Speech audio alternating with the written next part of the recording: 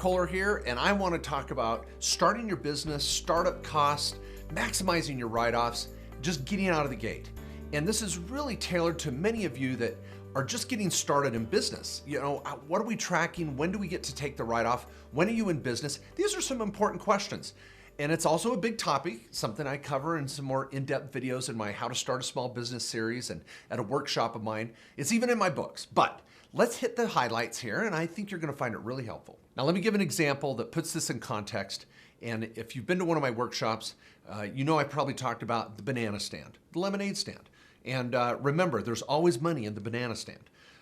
So let's say you're gonna start this banana stand and you're gonna go out and build a little hut, and you're gonna get your chocolate dipper machine and buy your bananas and set up your sign, and you're gonna sell chocolate dip bananas. You're ready to go.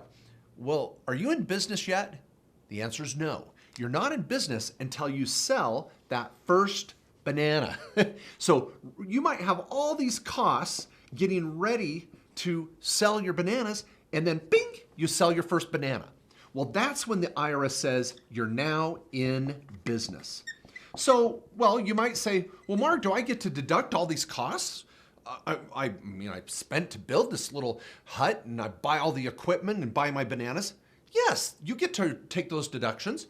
They are called a startup cost, and they're a write-off, but they're handled in a specific way. So one of my first tips is track your expenses. Many of you may not even have a sole proprietorship or an LLC or a corporation. That's okay. Start tracking your expenses now.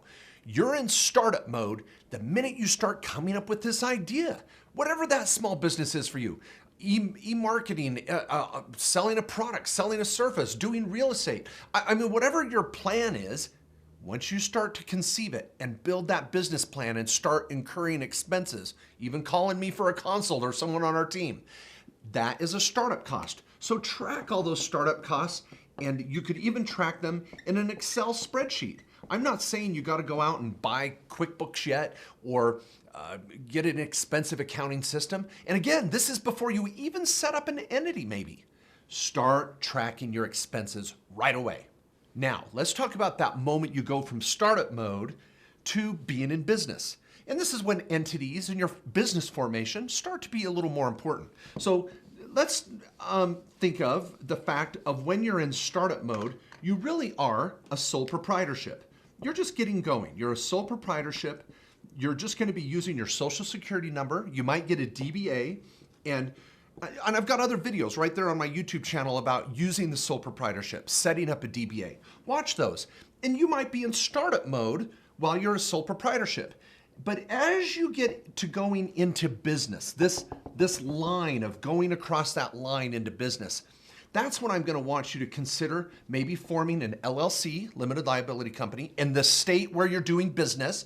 Don't get sucked into some crazy idea in Nevada and spend $10,000, $5,000, $3,000, $4,000 of hard-earned money to get an entity before you're really making money. An LLC is fine, possibly, and right there in the state where you're starting your business.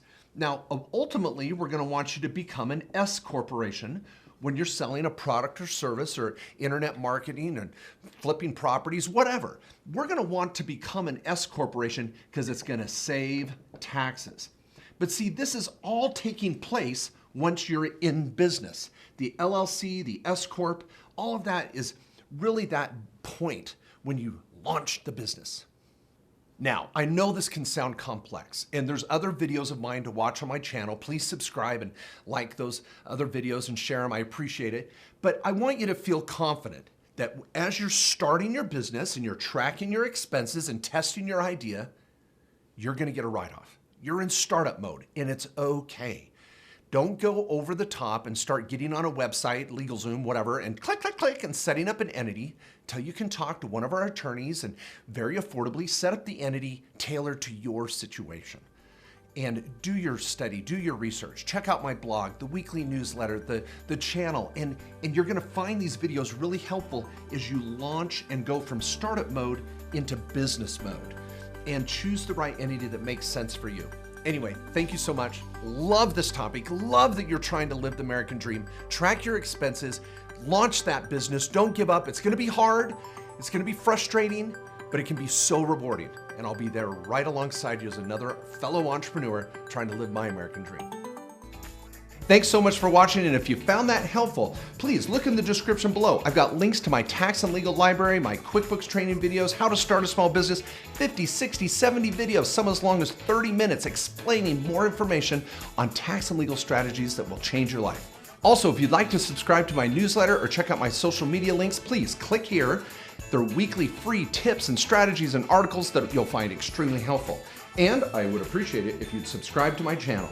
I've got so many videos here I produce every week on my YouTube channel, and I'd love to give you a ping every time I shoot a new video. Thanks so much, and keep living the American dream.